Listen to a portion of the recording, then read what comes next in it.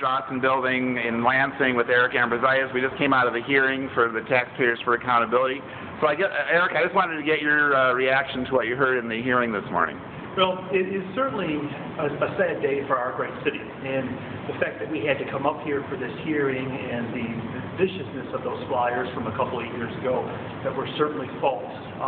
They make me sad because having to come to this 2 years later, I am very appreciative of our government and the state government forcing them and compelling them to disclose, and we're going to wait for the formal hearing on it, as to who actually did this to the great people of Rochester Hills. In other words, this is an affront to all of our people.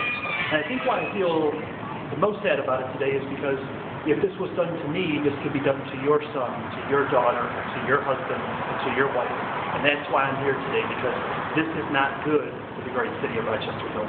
Do you think there's any tie-in to Mayor Barnett or any of the current people that are running for city council coming up in the election this year? Well, I think there's a lot more than coincidence, and I think that when you begin to look at the campaign finance reports, and as we wait for the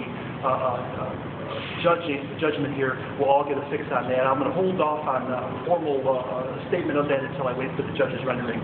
But until then, I certainly have my suspicions and certainly my sorrowful concerns.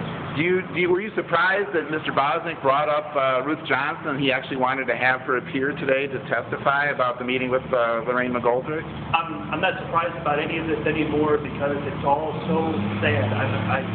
I said this 4 years ago, slates are wrong for the city of Rochester Hills, and if there's anything I could use to prove my point, today is the most sorrowful day of all this. Slates are wrong for the city of Rochester Hills. Thanks.